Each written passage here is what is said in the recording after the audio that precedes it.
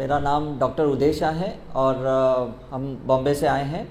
साई करुणा mission नाम की एक संस्था चलाते हैं और उस संस्था के ज़रिए हम बहुत सारे ऐसे कार्यक्रम करते हैं, निःशुल्क कार्यक्रम करते हैं जिसको हम सेमिनार कहते हैं। फिर कुछ हमारे रिट्रीट्स होते हैं, वर्कशॉप्स होते हैं।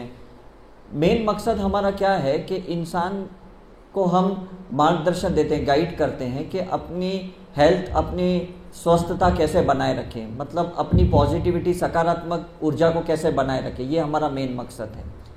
मेरा बड़ा भाई डॉक्टर है, कार्डियोलॉजिस्ट न्यू जर्सी में। मेरी भाभी एनेस्थेसियोलॉजिस्ट है। मेरा छोटा भाई डेंटिस्ट है। मेरी सिस्टर डॉक्टर है।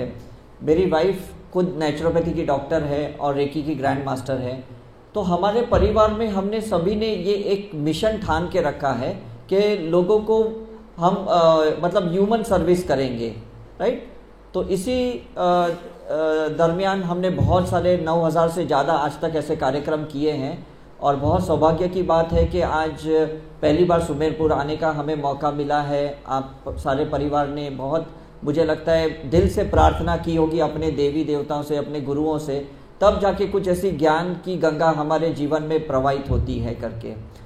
तो कुछ हम आज आधा घंटे के लिए, 45 मिनट्स के लिए ये समझने की कोशिश करेंगे कि हम अपनी स्वस्थता, अपनी हेल्थ कैसे बनाए रखें। हम सभी लोग जानते हैं एक चीज़ कि हमें 3 जगह पे कहीं कभी नहीं जाना। एक पुलिस स्टेशन, एक कोर्ट में और एक अस्पताल। एम आई राइट? 3 जगह पे हमें लाइफ में कभी नहीं जाना है। और कुछ लोग यहाँ पे एस्ट्रोलॉजी जानते होंगे और वो हमेशा कहते हैं कि जब किसी का शनि वक्र गति का होता है या राहु केतु की कभी कोई छाया होती है तो ऐसे जगह पे हमें जाना ही पड़ता है। जैसे अभी आपने देखा शाहरुख खान का बेटा गया है, या हमने इस कोविड के दरमियान देखा है कि काफ़ी अच्छे स्वस्थ लोग बेचारे हमें छोड़ के चले गए, बेचारे बीमार पड़ गए, कोविड के शिकार हो गए करके। तो कुछ ग्रहों की दिशाएं होती है, प्लैनेट्स की दिशाएं होती है जो हमें असरकारक होती है करके। मैंने काफ़ी रिसर्च की है इसके पीछे। मैंने वास्तु के ऊपर पीएचडी की है, एस्ट्रोलॉजी के ऊपर पीएचडी, न्यूमरोलॉजी के ऊपर किया है, नंबर के अंकों के ऊपर किया है, ग्राफोलॉजी, हैंडराइटिंग के ऊपर काफ़ी किया है। करीबन 125 से ज़्यादा विषय के ऊपर मैंने काम किया है पिछले ये 28 साल में करके। और मेन मकसद मेरा यही रहता है, ये देखने के लिए कि हम इंसान को किस तरह से मदद कर सकते हैं करके। तो कुछ हम आज धर्मों की बात नहीं करेंगे, यहाँ पे कोई एक जात पात की बात यहाँ पे नहीं करेंगे। हम सिर्फ विज्ञान की बात करेंगे, साइंस की बात करेंगे, जो अब तक हमने उसका संशोधन किया है पिछले इतने साल में। और 13 देशों में, 30 कंट्रीज़ में जाके, London, America, Singapore, Dubai, Nairobi, इन जगहों पे, रशिया में जो भी हमने रिसर्च किया आज मैं यहाँ पे प्रेजेंट करूँगा। तो समझने की कोशिश करते हैं कि पूरे जीवन में इंसान सबसे ज़्यादा क्या करता है। आप में से कोई बता सकता है? सबसे ज़्यादा पैदा होने से मरने तक इंसान सबसे ज़्यादा क्या करता है? एग्जैक्टली। उसके बाद क्या करता है? बहुत ज़बरदस्त आज आपको समझ जाएगा कि हमारा शरीर काम कैसे करता है। भाई साहब ने बहुत अच्छी बात की कि सांस लेना ये हम सबसे ज़्यादा करते हैं, लेकिन आपको पता है हम 1 मिनट में कितनी बार सांसें लेते हैं? 10 से 15 बार। मैं अब आपको साइंस के हिसाब से बताता हूं। लेकिन हम 1 मिनट में 60,000 विचार लाते हैं, 60,000 थॉट्स लाते हैं। तो सांसें ज़्यादा हुई कि विचार ज़्यादा हुए? हाँ, विचार ज़्यादा हुए। अब कैलिफोर्निया, अमेरिका में ये रिसर्च किया गया है साइकोलॉजी के इंस्टीट्यूशन ने कि 60,000 जो विचार आते हैं उसमें नकारात्मक 90% होते हैं। 54,000 नकारात्मक सोच होती है, विचार होते हैं हमारी। तो ये विचार जो हम नहीं सोचना चाहते वो भी हमारे अंदर आते हैं, पता नहीं क्यों आते हैं। और ज़्यादा करके बुरे विचार आते हैं, अपने लिए भी आते हैं, अपने परिवार के लिए भी आते हैं। आपने अगर रामायण महाभारत देखी होगी तो आपने देखा होगा बड़े बड़े गुरु जो संत होते थे वो कभी वरदान देते थे, कभी श्राप भी देते थे, और दोनों काम में आ जाते थे, है ना। मैंने इस राजस्थान में पहले भी मैं 3-4 बार आ चुका हूँ और यहाँ पे मैंने काफ़ी ऐसे आभा मंडल की, ऑरा की स्टडी की है। और बॉम्बे में भी करीबन हमारे 30-40% जो हमारे मित्र हैं या हमारे जो पेशेंट हैं वो राजस्थान से बिलोंग करते हैं। तो उनके जब हम आभा मंडल की स्टडी करते हैं तो उसमें बहुत कुछ हमें पैटर्न समझ में आती है। 13 साल पहले एक ऐसा हुआ था कि एक एग्जीबिशन थी, हेल्थ एग्जीबिशन थी, और वहाँ पे हमने एक स्टॉल लगाया था ऑरा का, आभा मंडल का। तो वहाँ पे कोई कैटरर्स थे जो खाना प्रोवाइड कर रहे थे, वो मेरे पास आए, मुझे कहा कि आप ये क्या करते हो। मैंने कहा हम ये फ़ोटो लेते हैं, फ़ोटो के बाद इसका आभा मंडल के बारे में आपको बताते हैं कि आपके शरीर में कहाँ अच्छा है, बुरी ऊर्जा है, एनर्जी है, आपका मानसिक सकारात्मक नकारात्मक है। तो उन्होंने कहा ये तो बहुत अच्छी बात है, आप मेरा करोगे। मैंने कहा आप आंटी थे करीबन 60 इयर्स की, तो मैंने उनका किया। जैसे मैंने उनकी आभा मंडल की फ़ोटो ली, उनकी स्टडी की कंप्यूटर स्क्रीन पे मैंने बताया, मैंने पहली क्वेश्चन इनसे ये पूछा, आपकी शादी नहीं हुई है? तो बोले ऐसे कैसे बोल रहा है तू, मैं तो 60 प्लस की हूँ। मैंने कहा नहीं, ऐसे आभा मंडल में ऑरा में दिख रहा है कि आपकी शादी नहीं हुई है। तो उन्होंने कहा हाँ मेरी शादी नहीं हुई है। तो उन्होंने कहा ये तो अजीब का मशीन है, तुम्हें पता चल गया कि मेरी शादी नहीं हुई है। उसके बाद मैंने इनको पूछा आपको थायराइड है? तो बोले हाँ। मैंने पूछा आपको डायबिटीज़ है? उन्होंने बोला हाँ। बोलते इसमें इतना पता चलता है? मैंने कहा इसमें बहुत कुछ पता चलता है, मैंने पीएचडी किया है लंदन से और मैं इस पर पूरा कॉन्फिडेंट हूँ करके। उन्होंने कहा अब मुझे ना आपको एक छोटा सा काम देना है। मैंने कहा बताइए। आपको है ना कल हमारे एक सोसाइटी में आना है ये एग्जीबिशन ख़त्म होने के बाद, और फिर आपको ऐसे ही आभा मंडल करने हैं। मैंने कहा ठीक है। जब मैंने उन्हें पूछा आप मतलब कौन हो, क्या हो, तो उन्होंने बताया कि मैं महेश्वरी समाज से हूँ, मैं कांदीवली में रहती हूँ बॉम्बे में, और हमारा करीबन 600 लोगों का ग्रुप है करके। तो मैंने कहा ये तो बहुत बड़ी बात है। और करीबन हमारे 2-2.5 महीने तक हम वहाँ पे जाते थे, हफ्ते में 2 बार 5-6 घंटे के लिए, और 50-50 लोगों का, 30-30 लोगों का आभा मंडल की स्टडी करते थे। और हमने उन्हें सबको गाइड किया कि आपकी हेल्थ कहाँ पे बिगड़ी हुई है, आपको कहाँ डाइट चेंज करना है, आपको मानसिक संतुलन कहाँ बदलना है, आपके व्यवहार में कहाँ, व्यवसाय में कहाँ आपको बदलना है। और इस तरह से उन्होंने उस प्लान को एक्सेप्ट किया, उन्होंने अपने जीवन में उतारा। और जब से आज करीबन काफ़ी 12-13 साल हुए, मैं जब भी उन्हें मिलता हूँ वो कहते हैं भी उस वक्त आपने जो हमें गाइड किया था उसके वजह से काफ़ी हमारी लाइफ में परिवर्तन आया। मैंने कहा लाइफ में परिवर्तन मेरे वजह से नहीं आया, लाइफ में परिवर्तन इसलिए आया क्योंकि आप तैयार थे। और जब कोई इंसान तैयार होता है ना, तो ऊपर वाला किसी ना किसी को भेजता है मैसेंजर के फॉर्म में। Do you agree? आप मानते हो कि नहीं? मतलब जहां चाह होती है वहां राह होती है, जहां डिमांड होती है वहां सप्लाई होता है, राइट? मेरी भी जीवन की शुरुआत कुछ ऐसी हुई कि 12 साल का जब मैं था, मेरी माँ का देहांत हो गया, और मुझे पता ही नहीं चला कि इतनी छोटी उम्र में मेरी माँ कैसी चली गई। करीबन 34-35 ईयर्स की थी वो, और इतने छोटे बच्चे थे, समझ में भी नहीं आ रहा था। हमने स्कूल छोड़ दी, डिप्रेशन में चले गए, और 2 साल के बाद मैंने वापस स्कूल ज्वाइन की, ये सोच के कि मैं तो रिसर्च करूँगा जानने के लिए कि इंसान मरते क्यों हैं, इंसान बीमार क्यों होते हैं, इंसान को बड़ी बड़ी बीमारियाँ क्यों लागू पड़ती है करके। तो लोगों ने कहा डॉक्टर बनना पड़ेगा, ऐसे रिसर्च नहीं कर सकते हो, ऐसे संशोधन नहीं कर सकते हो। तो फिर मैं डॉक्टर बना, और डॉक्टर बनने के बाद मैं रामकृष्ण मिशन हॉस्पिटल में 3 साल एलोपैथी की प्रैक्टिस की मैंने। लेकिन उसके बाद जब मैंने वाडिया हॉस्पिटल में करीबन 500 से ज़्यादा डिलीवरीज की, क्योंकि मैं डिप्लोमा गायनेकोलॉजी की उसके बाद चाइल्ड स्पेशलाइजेशन किया, तो मुझे समझ में आया कि बीमारियां तो बचपन से ही होती है इंसान के अंदर, उसके डीएनए में होती है। माँ के गर्भ में ही बीमारियां शुरू हो जाती है। तो जब तक उस बीमारियों को हम ठीक नहीं करेंगे, अभी हिंदू की संस्कृति बहुत अच्छी है कि हम गर्भ संस्कार को कुछ लोग मानते हैं करके, आज काफ़ी कम हो गया है, लेकिन पहले ये चीज़ें बहुत थी, रीति रिवाज बहुत थी गर्भ संस्कार की।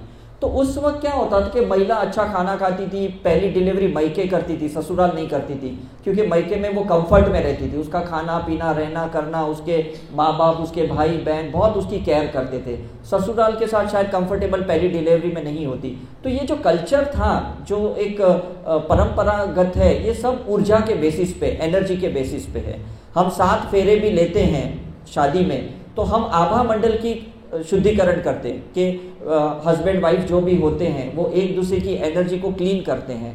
क्योंकि कुछ लोग कैसा है कि बदले की भावनाओं से उस आत्मा एक दूसरे को मिलती है, शादी करती है, और पूरे जीवन तनाव में रहती है, एक दूसरे को ताने मारती है, टोका टोकी करते हैं, और इस तरह से उनके तलाक भी हो जाते हैं करके। तो जो भारत की सांस्कृतिक परंपरा और जो हमारे कल्चर में है, वो कुछ साइंस के नियम के हिसाब से, वो हमें नहीं पता था। महिला मासिक में जब होती है, मेंसेस साइकिल में होती है, तो उसे किचन में जाने नहीं देते।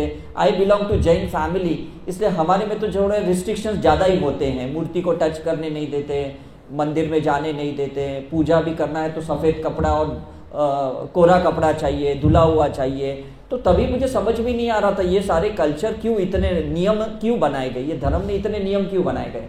लेकिन जब मैंने ये पिछले 25 साल में सारे रिसर्च किए, हिंदू के ऊपर, जैनिज़्म के ऊपर, महेश्वरी के ऊपर, क्रिश्चियनिटी के ऊपर, मुस्लिम के ऊपर, तब मुझे समझ में आया कि हर धर्म एक स्कूल है, एक पाठशाला है, और उस पाठशाला में जो भी नियम बनाए जाते हैं वो हमारे स्वास्थ्य के लिए बनाए जाते हैं, हेल्थ के लिए बनाए जाते हैं। हमें कभी ये समझ में नहीं आया। समझ में आ रहा है कि नहीं, राइट? क्योंकि जब महिला मासिक में होती है तो उसके शरीर से बहुत से मल निकलते, कचरा निकलता है, तो उस टाइम पे उसका जो आभा मंडल होता है वो सब नेगेटिव होता है। उस आभा मंडल में से बहुत सारे टॉक्सिन्स निकलते हैं, बहुत सारी गिले शिकवाएं निकलती हैं, कमियां खामियां बाहर निकलती है। तो उस वक्त अगर हम खाने को टच करोगे या मंदिर को टच करोगे तो वो प्रदूषित हो जाएगी, पॉल्यूट हो जाएगी, इसलिए वो उसको हाथ लगाने नहीं देते। इवन डिलीवरी के बाद भी कुछ दिनों तक उसे कुछ चीज़ों का नियम का पालन करना पड़ता है। या जेंट्स जब शमशान में जाते हैं तो वो इमीडिएटली घर के मंदिर में नहीं जा सकते, उन्हें नहाना पड़ता है, इस तरह से। तो ये सब आभा मंडल की जो व्याख्याएं हैं, जो छाया शास्त्र की ये व्याख्या हैं, ये हमें किसी ने कभी नहीं बताया। Is it right? धर्म के क्रियाओं के बारे में बताया, लेकिन धर्म के पीछे या क्रियाओं के पीछे विज्ञान क्या है, साइंस क्या है, ये किसी ने नहीं बताया। और शायद आज हमारे बच्चों ने ये सारी जो क्रिया से लुप्त हो गए हैं, मतलब वो वर्चित नहीं है, उन्हें नॉलेज नहीं है। इसका कारण ये कि हम उन्हें समझा नहीं पाए। न तो इतने छोटे छोटे बच्चे ड्रग्स क्यों लेंगे, मुझे बताओ, सिगरेट क्यों लेंगे, है राइट? गलत रिलेशनशिप में क्यों जाएंगे, गलत बिजनेस क्यों करेंगे, गलत जॉब क्यों करेंगे, गलत प्रोफेशन क्यों चुनेंगे? क्योंकि हम उन्हें विज्ञान नहीं समझा पाए। हम हमारे माँ बाप को ब्लाइंडली फॉलो करते थे, हमारे दादा दादी, नाना नानी जो भी बोलते थे हम आंख बंद करके फॉलो करते थे कि बेटा आज तुझे ये कपड़ा पहनना है, ये खाना खाना है, हम पहन लेते थे, हम खा लेते थे, कभी चू चा कुछ नहीं करते थे। आज हमारे बच्चे हर समय हर चीज की डिमांड करते हैं और हमें उसे सप्लाई करना पड़ता है। आप मानते हो कि नहीं? मतलब इतनी फिक्र करनी पड़ती है कि नहीं बेटा ये सब्जी चलेगी कि नहीं, भाई ये तुझे इतनी शक्कर चलेगी कि नहीं। मतलब इतनी तो हमें रेस्टोरेंट में वेटर भी नहीं पूछता है जितनी पूरे जीवन में हम अपने बच्चों की इच्छाएं पूरी करने में लग जाते हैं, चाहे वो लड़का हो या लड़की है, ऑनेस्टली स्पीकिंग, राइट? इतनी कंफर्ट जोन। मतलब आज छोटे छोटे बच्चों को हम मोबाइल देते हैं, हम तो 25-30 साल की उम्र के बाद हमने मोबाइल को हाथ में कभी लिया, ये तो पैदा होते ही मोबाइल के साथ होते हैं। समझ में कि नहीं? तो ये जो सुख सुविधा इन्हें मिलती है, इसके पीछे भी मैंने रिसर्च किया कि ये इतने बच्चों को सुख सुविधाएं क्यों मिलती है। फिर मैंने पुनर्जन्म का रिसर्च किया, पास्ट लाइफ रिग्रेशन के ऊपर रिसर्च किया कि ये सारे बच्चे हमारे पूर्वज ही हैं और कुछ नहीं है, ये पितृ ही हैं जो हमारे जीवन में वापस आए हैं। हम उनकी मिल्कत है, प्रॉपर्टी है, पैसा है, उनका डीएनए है, उनका खून है जो लेके हम चल रहे हैं, तो ये उसका ही इस्तेमाल करने के लिए आए हैं। समझ में आ रहा है कि नहीं? तो जब हम अपने बच्चों की सेवा करते हैं मतलब हम अपनी पितरों की सेवा करते हैं। ये साइंस भी कहता है। आज हम अपनी डीएनए टेस्ट कराओ तो उसका डीएनए और आपके डीएनए में कोई फर्क नहीं आने वाला है। समझ में कि नहीं? मतलब आप सोचो, मैं आपको कुछ रिसर्च हुआ था सिंगापुर में, जहाँ पे जेनेटिक्स रिसर्च मैंने किया था। वहाँ पे उन्होंने क्या देखा कि सपोज कोई बुजुर्ग बंदा है, उसकी वो लोग डीएनए टेस्ट करके ना लैब में रख देते हैं, उसकी पूरी काउंटिंग होती है, कोडिंग की काउंटिंग होती है। उसके बाद वो मर जाता है कुछ साल के बाद, और कुछ साल के बाद उसके उन्हीं घर में कोई एक बच्चा बॉर्न होता है, लड़का या लड़की जो भी बॉर्न होते हैं। जब वो उसकी डीएनए टेस्ट करते हैं तो समझ में आता है जो वो उसका दादा दादी जो ऑफ हो गए और इस बच्चे का, ये दोनों का डीएनए सेम है करके।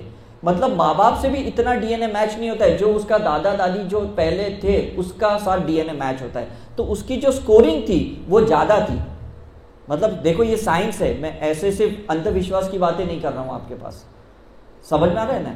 तो हमें इसलिए आज बच्चों की, पोते पोतियों की सेवाएं ज़्यादा करनी पड़ती है जितनी हमने अपनी भी नहीं की, और शायद इतनी हमारे माँ बाप ने भी हमारी नहीं की थी।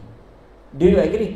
और ये पूरी एक कर्म की साइकिल है, या ये ऊर्जा की एक क्या कहते हैं उसकी एक डिज़ाइन है कि आभा मंडल आपका ऑरा वही बनता है जो आपको कार्य करना होता है या जो आपकी सोच होती है। आपकी जैसी सोच रहेगी वैसी आपकी ऊर्जा होगी, और जैसी ऊर्जा होगी वैसे ही लोगों को आप आकर्षित करोगे। समझ में कि नहीं? अगर नकारात्मक सोच होगी तो नकारात्मक लोग आपके जीवन में ज्यादा आएंगे। आरटीओ वाला बार बार पकड़ेगा, पुलिस वाला पकड़ेगा, इनकम टैक्स की रेट आएगी, या डॉक्टर्स कि इसमें बार बार केबिन में जाना होगा टेस्ट करने के लिए, दवाइयाँ लेने के लिए, तो आप बोलोगे अरे मेरा नसीब खराब है, मेरा टाइम खराब है। नहीं, उससे भी ज़्यादा आपकी सोच खराब है, आपकी लाइफस्टाइल खराब है, आपका खाने पीने का रवैया गलत है। और जब तक ये परिवर्तन नहीं करोगे आपके जीवन में कोई परिवर्तन नहीं आएगा। मैंने करीबन 4,500 साधु संतों का आभा मंडल देखा, श्री श्री रविशंकर का, सत्य साई बाबा का, या जैन के साधु संतों का, सबका मैंने देखा। मैंने देखा है कि ये लोग धार्मिक क्रियाएं बहुत करते हैं, स्पिरिचुअल बहुत ज़बरदस्त, उनकी ऊपर की जो आभा मंडल होती है ना बहुत पॉजिटिव होती है, लेकिन इन लोगों की ना नीचे की आभा मंडल बहुत कमज़ोर होती है, क्योंकि वो फिजिकल लेवल पे ज़्यादा ध्यान नहीं देते। मैं जब रामकृष्ण हॉस्पिटल में भी था तो हमारा 75 बेड का 75 बेड का अस्पताल था, उसमें 10-15 बेड तो हमारे स्वामी जी ही ऑक्यूपाई करते थे। तो मैं सोचता ये स्वामी जी बार बार बीमार क्यों पड़ते। फिर कभी मुझे विजिट के लिए मठ बुलाते थे, आश्रम बुलाते थे सामने, और वहाँ जब जाता था तो उनकी थालियों में कम से कम 15 से 20 सेवन होते थे, खाने के आइटम्स होते थे। एक स्वामी जी के थाली में तो 27 आइटम्स थे। मैंने कहा स्वामी जी आपको डायबिटीज़ है, ब्लड प्रेशर है, आप इतना खाना खाते हो। अरे क्या करूं बेटा, ये सब लोग मुझे दे के जाते हैं तो मुझे तो खाना ही पड़ता है। मैंने कहा ऐसा थोड़ी होता है, मतलब उनके वजह से आप क्यों बीमार पड़ रहे हो। बोलते नहीं उन्हें बुरा लग जाएगा, ये मिठाई भी इसने लाई, ये उसने लाई, ये मिथुन चक्रवर्ती ने लाई, ये हेमा मालिनी ने लाई, अब हमें तो लेना पड़ेगा। अरे मतलब ऐसा नहीं होता है, इसके वजह से आपका देखो शुगर कंट्रोल नहीं हो रहा है, आपका ब्लड प्रेशर कोलेस्ट्रॉल कंट्रोल नहीं, आपका वजन कम नहीं हो रहा है। तो बोले फिर बेटा मैं क्या करूं। तो मैंने कहा देखो, मैंने जब सेकेंड ईयर मेडिकल स्टूडेंट था तब मैंने नेचर क्योर सीखा था, नेचुरोपैथी सीखी थी मैंने एक्यूप्रेशर, मैंने योगा सीखा था। मैं आपको उसके कुछ नियम बताता हूँ, आप वो पालन कीजिए। तो उन्होंने कहा ठीक है बेटा तू जो बोले। और मैंने जैसे उनको बताया उसमें से कुछ स्वामी जी लोगों ने फॉलो किए और वो ठीक हो गए, और जिन्होंने हमारे फॉलो नहीं किए इंस्ट्रक्शंस तो वो लगातार बीमार पड़ते रहे। तो कहने का मतलब ये है कि कुदरत किसी को नहीं छोड़ता, किसी को बख्शता नहीं है। वो चाहे कितना भी बड़ा धार्मिक प्रवृत्ति का इंसान हो, कितनी भी धर्म की क्रियाएं करता हो, लेकिन जहां पे भी उसने नियम का उल्लंघन किया है, कर्म उसे तकलीफ देगा, शरीर उसे तकलीफ देगा। आप मानते हो कि नहीं? समझ में आ रहा है? आपके खुद के भी जो भी गुरु होंगे, मैं पूछना नहीं चाहता हूं, लेकिन जो भी गुरु संत आपके होंगे, आप देखना वो आधे से ज्यादा बीमारी रहेंगे। मेरे खुद की मासी महाराज थे जिन्होंने 50 साल दीक्षा लिए हुए थे, उनको करीबन 12 बीमारियां थी। मेरी एक बुआ थी, उन्होंने भी जैन दीक्षा ली थी, उनको भी बहुत सारी बीमारियां थी, और उनको तो बार बार मतलब ब्लैक मैजिक के अटैक्स होते थे, स्पिरिट्स अटैक करते थे। तो वो बार बार किसी ना किसी के जरिए मुझे फ़ोन करवाते थे कि अरे उदय को बुलाओ, फिर से इनको स्पिरिट अटैक हुआ। फिर मैं जाता था और उनका ऑरा चेक करता था तो पता चलता था कुछ एक छाया उनके साथ हमेशा चिपकी रहती थी। तो फिर मैंने उनको समझाया कि आपकी ये जो छाया है किसी की, क्योंकि आप सेंसिटिव ज़्यादा हो, प्योर ज़्यादा हो, जैसे बच्चा प्योर होता है ना तो इम्प्योर जल्दी होता है, नज़र जल्दी लग जाती है। ये आपने देखा है कि नहीं, है ना? और हम गुजराती मारवाड़ियों में हम लोग बार बार बच्चे की नज़र उतारते कि नहीं, नींबू लेते हैं, नमक लेते हैं, मिर्ची लेते हैं। ये साइंस है, ये कुछ अंधविश्वास नहीं है। ऑरा क्लीनिंग, हम अस्पताल में भी पेशेंट की स्पॉन्जिंग करते हैं, उसको नहाने नहीं देते। जैनों में भी साधु नहाते नहीं है, कभी आपने सुना नहीं होगा कि जैन के दिगंबर श्वेतंबर कोई भी रहे वो नहाते नहीं है, वो स्पॉन्जिंग करते हैं। तो स्पॉन्जिंग करने से आभा मंडल क्लीन होता है, ऑरा क्लीन होता है, फिर से आप फ्रेश हो जाते हो। समझ में कि नहीं? अब आप यहां से जाओगे और थोड़ा अगर आप मुंह भी धो लोगे ना, फिर से फ्रेश हो जाओगे आप। तो ये साइंस है, ऐसा नहीं है कि ये कुछ साइकोलॉजी है, ऐसा नहीं है, ये नियम है। हमारी 7 प्रकार की आभा मंडल होती है, और ये आभा मंडल गैस से बनती है। गैस समझता है ना आपको, गैसियस स्टेट समझता है ना? तो हमारी जो विचार है ना वो गैस है, हमारी आभा मंडल गैस है। तो जब आपके विचार सकारात्मक तो आपका गैस पॉजिटिव है, और जब आपकी विचार नेगेटिव है तो आपका ये गैस नेगेटिव होता है, ऑरा नेगेटिव होता है, और वही शरीर के अंदर धीरे धीरे उतरते जाता है और आपको डायबिटीज, ब्लड प्रेशर, कैंसर जैसी, संधिवा, ऐसी बड़ी बड़ी बीमारियां होती है। और आप क्या करते हो, डॉक्टर के पास जाते हो, अपने सिम्टम्स बताते हो, अपनी तकलीफें बताते हो, वो चेकिंग करते हैं, वो एक निदान करते हैं, या तो आपको दवाई लेने के लिए कहते हैं या सर्जरी करने के लिए कहते हैं। दो ही चीजें हैं ना इनके पास, दो ही चीजें हैं, या तो ऑपरेशन कराओ या तो दवाई खाओ। लेकिन कभी ये नहीं कहते कि ये बीमारी मेरे अंदर क्यों आई, इसका कारण क्या है, क्योंकि हर चीज का कारण होता है। और हम साई करुणा मिशन में हम पिछले 25 साल से छोटी कफ, कोल्ड से कैंसर तक की बीमारी का कारण ढूंढते हैं आभा मंडल के जरिए। और जब हमें कारण पता चलता है, हम उस जब कारण को निकालते हैं तो उसकी प्रभाव शक्ति खत्म होती है, उसकी इफेक्ट ही खत्म हो जाती है। तो अच्छा है कि बुरा, मुझे बताओ। हाँ, किसी भी चीज का कारण निकालना है, दो लोगों के बीच में झगड़े भी होते हैं तो हम कारण निकालने की कोशिश कर रहे हैं, भाई इसकी क्यों बनती नहीं है, क्या कारण है। फिर पता चलता है यार इसके अंदर गुस्सा ज्यादा है, उसके अंदर रिवेंज ज्यादा है ना, बदले की भावना ज्यादा है, तो उसको हम शांत करते हैं तो धीरे धीरे उनके संबंध सुधर जाते हैं। लेकिन जब तक आपको कारण ही नहीं पता, आप मुझे बताओ आप काम किस चीज पे करोगे, किस चीज पे काम करोगे। आपको तो डॉक्टर सिर्फ डायग्नोसिस करता है, निदान करता है कि आपको ये बीमारी है और थप्पा मार देता है। अब तो आपको थायराइड की दवाई नियोमर्किंजोल, अल्ट्रोक्सिन खानी पड़ेगी, फिर आप जिंदगी भर खाते हो। आपको ये ब्लड प्रेशर की दवाई खानी पड़ेगी, आप जिंदगी भर खाते हो। आपको इंसुलिन के इतने यूनिट्स लेने पड़ेंगे, है ना, और आप लेना शुरू कर देते हो। आपने कभी ये दिमाग नहीं लगाया कि मुझे रिवर्स कैसे जाना है। पहले तो बीमार नहीं थे आप, पहले तो बीमार नहीं थे, बीमार कब हुए, धीरे धीरे धीरे बीमारी बढ़ती। तो आभा मंडल में ये देखा है कि पहले गैस में बीमारी आती है, फिर हमारी लिक्विड में जाती है, मतलब रोग प्रतिकार शक्ति में, लिम्फेटिक सिस्टम में जाती है, उसके बाद ब्लड में जाती है। तुरंत बीमारी रातों रात किसी को नहीं होती कि रात को सोए सुबह फाइब्रॉइड हो गया, रात को सोए और सुबह कैंसर हो गया, ऐसा नहीं होता है। आपको कोई भी बीमारी 8 महीने से 2 साल तक पहले अंदर अंदर गैस लेवल पे होती है, फिर आपके खून में आती है बीमारी, तब तक खून में बीमारियां नहीं आती है। इसलिए आप में से काफ़ी लोग हैं जो बहुत सी चेकिंग करवाते हैं लेकिन बीमारी आती नहीं है, तकलीफ होती है लेकिन बीमारी पकड़ में नहीं आती। कितने लोग हैं मुझे बताओ, क्या आप चेकिंग करते हो, रेगुलर करते हो कि नहीं, अपनी ब्लड चेकिंग करते हो, एक्सरे करते हो, सोनोग्राफी करते हो, लेकिन समझ में नहीं आता ये बीमारी है क्या, क्यों आ नहीं रही है। तो इसका कारण है कि ये बीमारी अभी सिर्फ गैस में है, अभी तक खून में नहीं आई है। और जब खून में बीमारी आ जाती है फिर उसका इलाज डॉक्टरों के पास नहीं होता। वो कहते हैं अब जिंदगी भर आपको मेडिकल ट्रीटमेंट लेनी पड़ेगी। ठीक है, तो आपको करना क्या है, आपको रिवर्स जाना है, रिटर्न जाना है, समझ में कि नहीं। अब वो कैसे जाना है, हमें ये पहले पता लगाना है कि हमारे जो भी ऊर्जा, एनर्जी जहाँ पे भी बिगड़ी थी वो हमारे चक्रों के आधारित होती है। ये हमारे सारे चक्र होते, केंद्र होते हैं। आपने देखा होगा कि बहुत बड़े संत, साधु, गुरुओं की ऐसी तस्वीर देखी है चक्रों की। आपने सुना है कि मूर्तियों की प्राण प्रतिष्ठा होती है, भगवान की मूर्ति की सुना है कि नहीं, राइट। तो जब प्राण प्रतिष्ठा होती है इसका मतलब उनके चक्र को एक्टिव किया जाता है। नहीं तो वो मार्बल है, आपके यहाँ पे मार्बल बहुत मिलता है राजस्थान में, तो वो तो पत्थर है, स्फटिक है या मार्बल है, पत्थर है, उसको एक्टिवेट कैसे करते, उसमें ऊर्जा कैसे डालते, मंत्र से वो लोग इस चक्र के आभा मंडल को खोल देते हैं और फिर हम उसकी परिक्रमा करते हैं उस मूर्ति की, और हमारा आभा मंडल हम साफ करते हैं। कभी सोचा है आपने ये क्रिया कैसे होती है? मंत्रों से होती है, ऊर्जा से होती है ना। तो यही चीजें हमें जाननी है कि हमारे जो चक्र हैं, हमारे जो ये सारे अलग अलग केंद्र हैं, उसमें कौन सा केंद्र कमजोर हो गया। ये केंद्र कमजोर हो गया तो थायराइड हो जाता है, ये केंद्र कमजोर, चक्र कमजोर हो जाता है तो डिप्रेशन हो जाता है, ये चक्र हमारा कमजोर होता है तो हार्ट की बीमारी हो जाती है, ब्लड प्रेशर हो जाता है, दमा की बीमारी हो जाती है, पेट का चक्र हमारा कमजोर होता है तो कब्ज हो जाता है, डायबिटीज हो जाती है, लिवर सिरोसिस हो जाती है, समझ में कि नहीं। उसके नीचे का चक्र अगर कमजोर होता है, जिसको हम सैक्रल चक्र कहते हैं, तो हमें सेक्स की बीमारी हो जाती है, फाइब्रॉइड हो जाते हैं, फैलोपियन ट्यूब्स, ओवरी में ट्यूमर असिस्ट हो जाता है।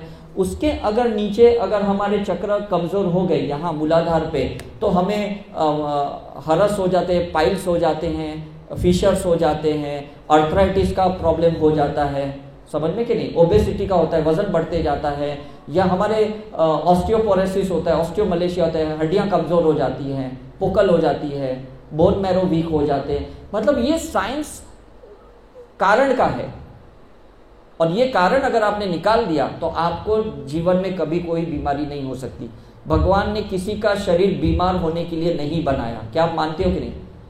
भगवान ने ये बोला तू नीचे जा, तेरे को है ना मैं 3 डायबिटीज गिफ्ट में देता हूँ और 1 दमा की बीमारी गिफ्ट में देता हूँ, ऐसे कभी बोला है आपको? नहीं।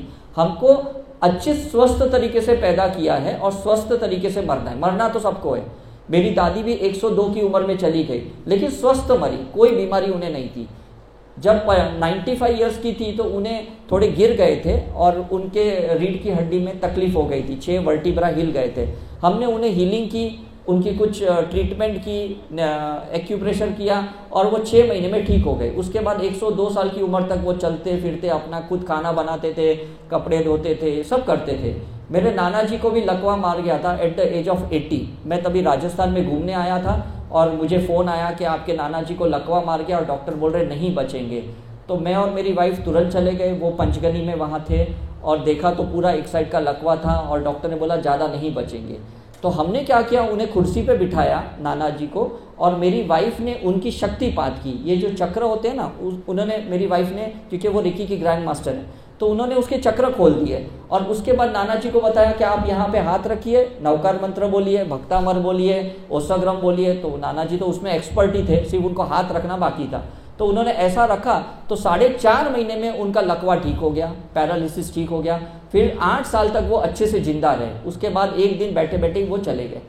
तो हम समझते हैं कि बुढ़ापे में भी हम कोई भी बीमारी का निवारण कर सकते हैं, कोई भी बीमारी का इलाज कर सकते हैं। बस हमारी शक्तिपात होनी चाहिए, हमारे चक्र खुलने चाहिए। हमें पहले लगता था कि ये सारे जो चक्र होते हैं ये संत साधु ही खोल सकते हैं। कुंडलिनी, आपने सुना है क्या कुंडलिनी? हमें ऐसे लगता था, लेकिन ऐसी कोई बात नहीं है। कोई भी प्राणी हीलिंग सीखने वाला, रेकी सीखने वाला, करुणा रेकी सीखने वाला, ये सबकी कुंडलिनी जागृत होती है, एक्टिव होती है, और वो अपनी खुद की हीलिंग अच्छे से कर सकते हैं। तो आप में से भी लोग सीख सकते हैं। हमने 2 लाख लोगों को अब तक सिखाया है। मेरी जो बुआ महाराज थी, जिसको बार बार स्पिरिट अटैक हो रहे थे, तो उसके भी मैंने क्या किया, बाद में ये चक्र ही खोल दिए मैंने। जैसे मैंने उनके चक्र खोल दिए तो उसके बाद वो स्पिरिट कभी अंदर नहीं आई, क्योंकि स्पिरिट लॉक हो गई। जहां नकारात्मक ऊर्जा होती है ना, स्पिरिट वहां जाती है। जहां आपकी सोच में डर है, वायरस वहां जाता है ना।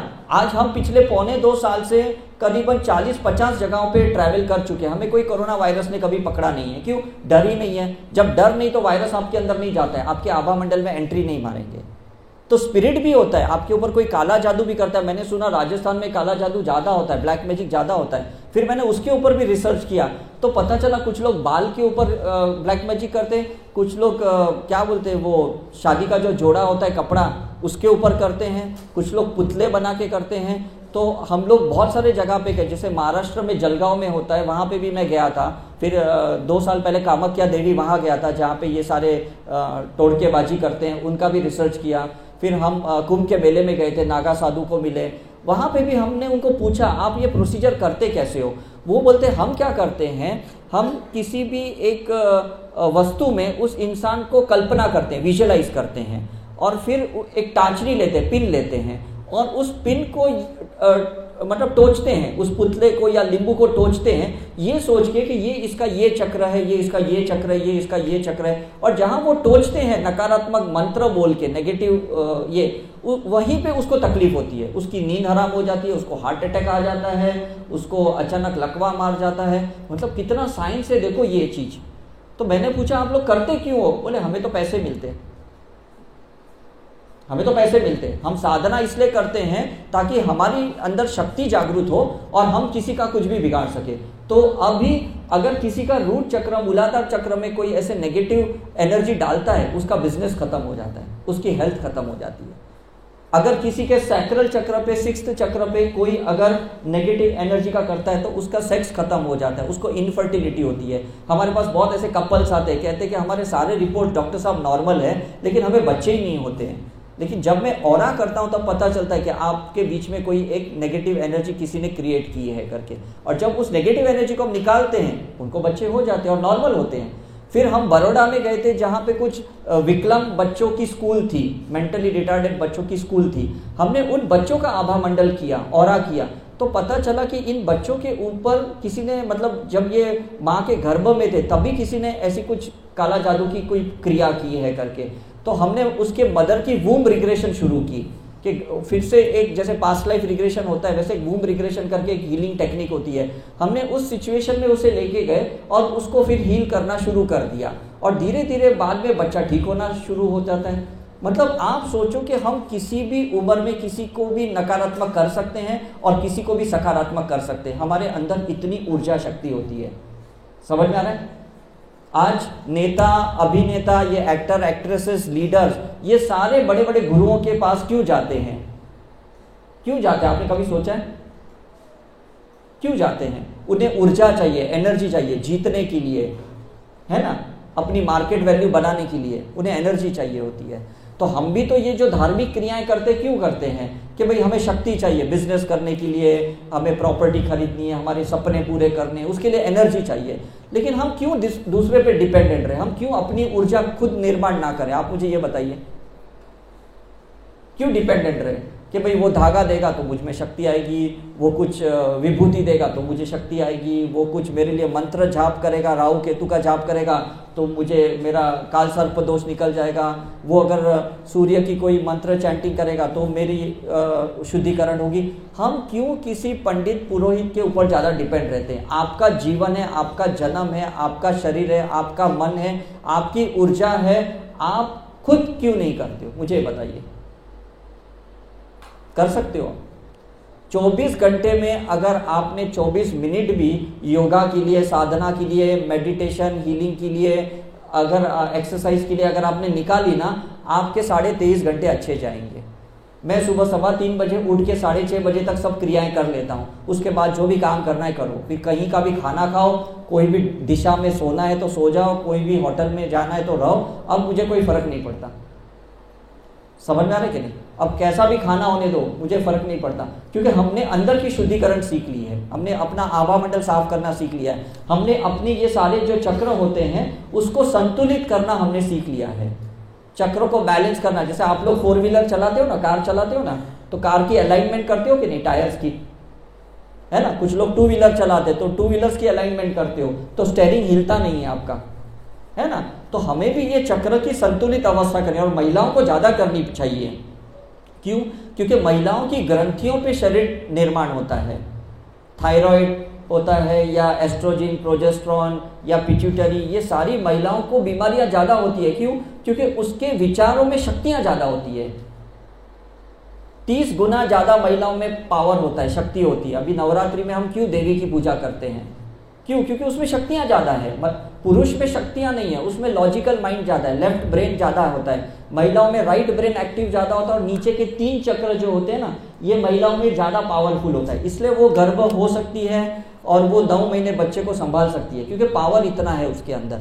लेकिन उसके अंदर डर भी इतना है, भय भी इतना है, ईर्ष्या भी इतनी है, और वो चीजें ज्यादा काम करती है। उसे लगता है आज मेरा हस्बैंड है, कल नहीं रहेगा, तो कल मेरे बच्चे बड़े होंगे और मुझे नहीं संभालेंगे, तो ये डर महिलाओं को ज्यादा होता है, ईर्ष्या ज्यादा होती है। तो जब वो हीलिंग करती है, ध्यान साधना करती है, योग करती है, तो उसका नीचे के चक्र में से सब निकल जाता है ना। आपने देखा होगा छिपकलियों से डरना, कॉकरोच से डरना महिलाएं ज्यादा डरती है, पुरुष डरते हैं इतने? बिल्कुल नहीं डरते, हाथ में उठा के लेके घूमते हैं।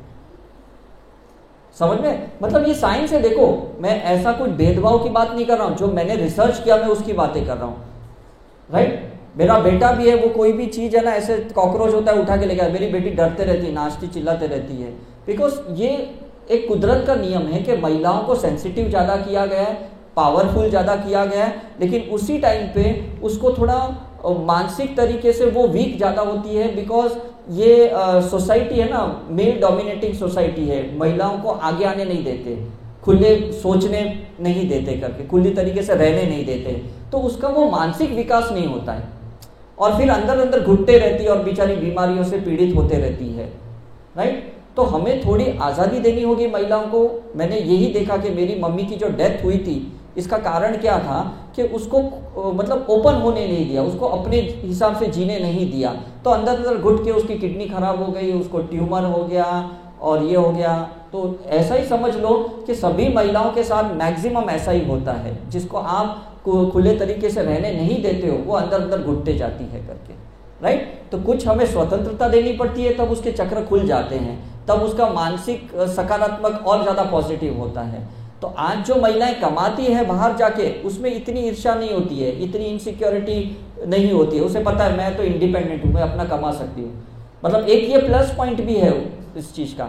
लेकिन वही टाइम पे क्या होता है, वो घर की परंपरा या सांस्कृतिक जो विधि होती है उससे वो खो जाती है, उससे लुप्त हो जाती है वो। क्योंकि अब समय प्रोफेशन में ज़्यादा देते हैं, करियर में ज़्यादा समय दे रहे हैं, घर गृहस्थी में समय कम जा रहा है, बच्चों के ऊपर परिवार के ऊपर समय कम जा रहा है, तो कुछ तो नुकसान होगा कि नहीं? am I right है कि नहीं? आप जहां समय डालते हो वहां ऊर्जा निर्माण होती है, और जहां ऊर्जा निर्माण होती है आपको सक्सेस वही मिलता है, राइट। अगर मैं 3 घंटे समय एक्सरसाइज के लिए डालता हूं, योगा के लिए डालता हूं, तो आपको नहीं लगता मेरी हेल्थ अच्छी रहेगी कि नहीं? और 3 घंटे अगर मैं सिगरेट पीने में या दारू पीने में या कुछ गलत खाने में, व्यसन करने में अगर मैं समय ज़्यादा डालूंगा तो मेरी हेल्थ खराब हो जाएगी। सिंपल साइंस है। तो क्यों हम अपने आप को नहीं बचाएं?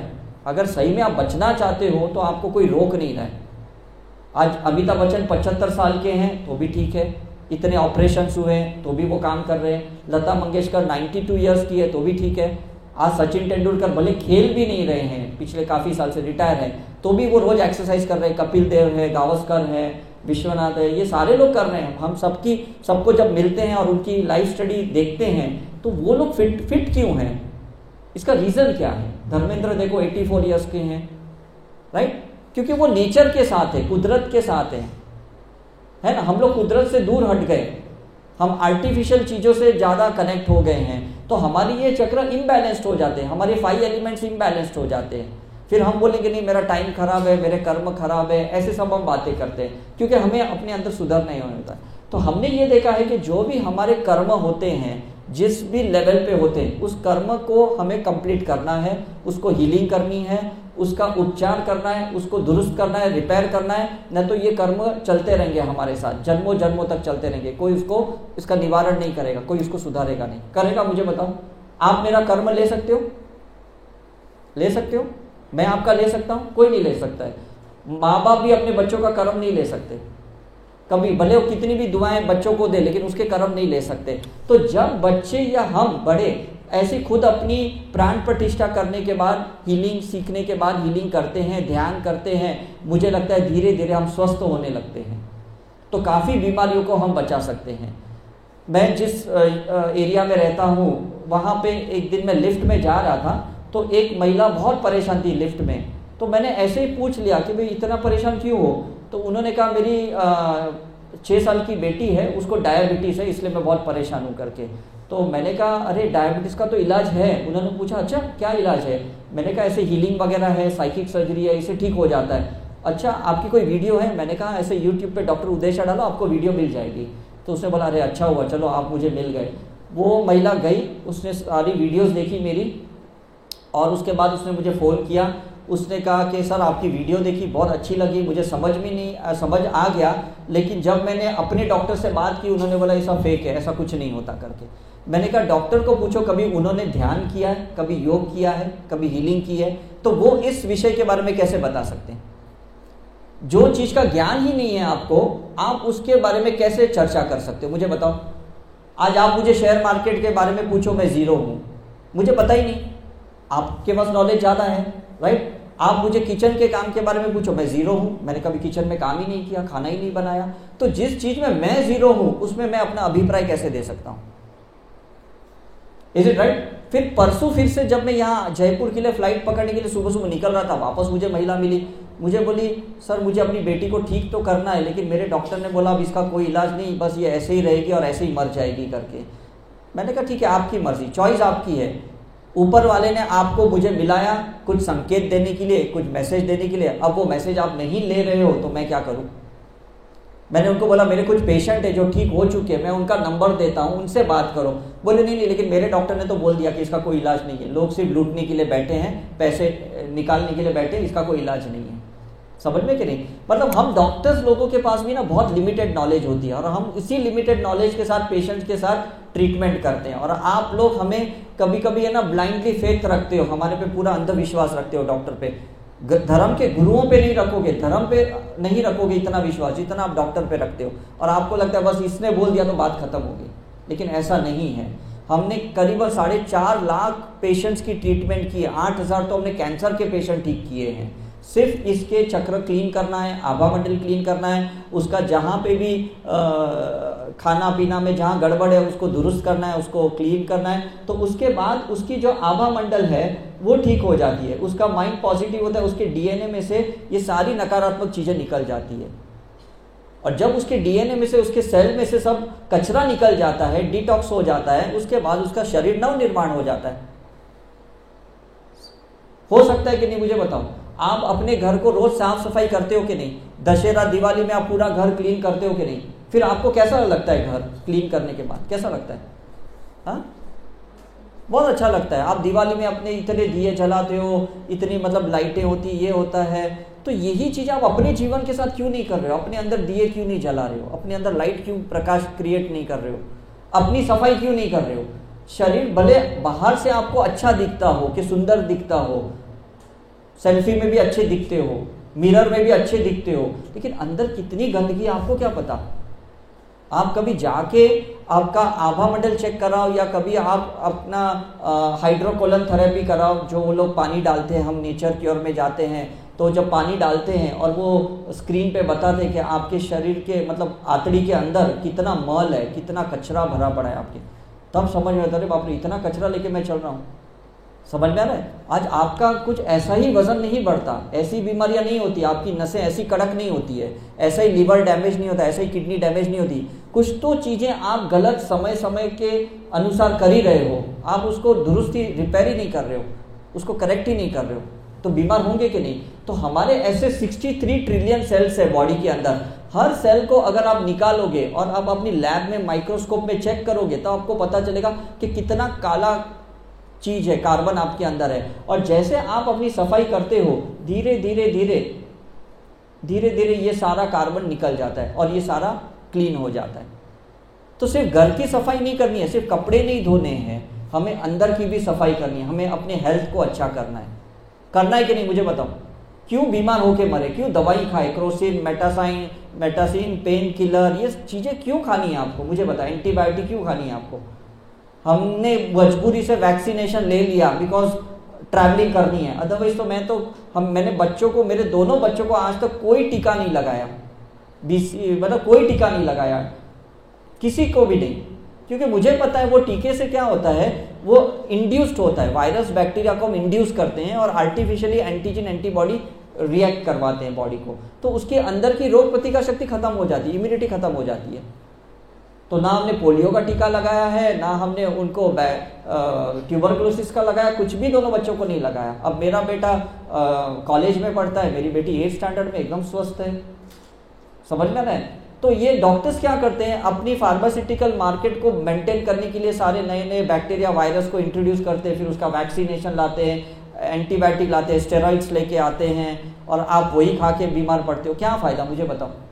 मैं ये नहीं कहता हूँ कि आपके डॉक्टर गलत हैं, ऐसा नहीं है, लेकिन आपके डॉक्टर के पास भी इतना ही नॉलेज है जितना मेरे पास है ना 8.5 साल मेडिकल कॉलेज में पढ़ने के बाद आया, उतना ही नॉलेज मेरे पास था। लेकिन उसके बाद 20 साल जो मैंने बहुत ये रिसर्च किया तो मेरा पूरा दिमाग खुल गया और मैं लोगों को समझाने लगा कि आप हर सोच विचार से आपकी आभा मंडल बनाते हो, हर छोटी छोटी विचार। अभी आप मेरे सामने बैठे हो, सकारात्मक सोच रहे हो, जैसे मैं ये लेक्चर खत्म करूंगा वापस आप अपने बारे में या दूसरों के बारे में नेगेटिव सोचना शुरू कर दोगे और आपका ये आभा मंडल फिर से प्रदूषित हो जाएगा, पॉल्यूट हो जाएगा। समझ में कि नहीं? और इसी आभा मंडल के साथ आप अपने घर पे जाओगे और घर को घर के वातावरण को खराब कर दोगे। और फिर आप बोलोगे नहीं मेरे नज़र लग गई, मेरा टाइम खराब है, मेरी शनि की पनौती चल रही है। ऐसा कुछ नहीं है, वो चीज़ें सिर्फ 30% है।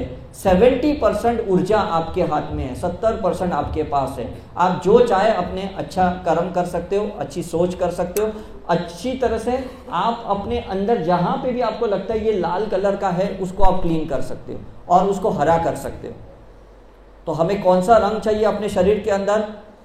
हरा चाहिए, सफ़ेद चाहिए, गुलाबी चाहिए, है ना, गोल्डन येलो चाहिए करके, ये अच्छे कलर्स हमारे अंदर चाहिए, राइट। हम आसमान में भी तब ज़्यादा देखते जब इंद्रधनुष होता है, अदरवाइज हम आसमान की तरफ नहीं देखते। तो शरीर के अंदर भी अगर इंद्रधनुष है, सब प्रकार के अच्छे अच्छे कलर्स हैं, तो शरीर अच्छा रहेगा, सुर में रहेगा, हार्मोनी में रहेगा। नहीं तो क्या होगा, यही शरीर आपका बीमार होगा और ये जो भी नेगेटिव और डार्क एनर्जी देख रहे हो इससे आप पीड़ित रहोगे।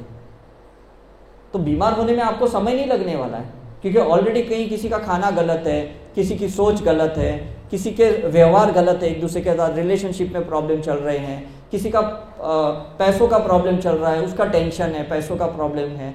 तो ये सारी जो भी नकारात्मक है, सिर्फ आपको, मैं बड़े की बात नहीं कर रहा हूँ, बच्चों को भी उतना ही असर देता है जितना बड़ों का आभा मंडल होता है। और बच्चों को तो ज़्यादा तकलीफ होती है। क्यों?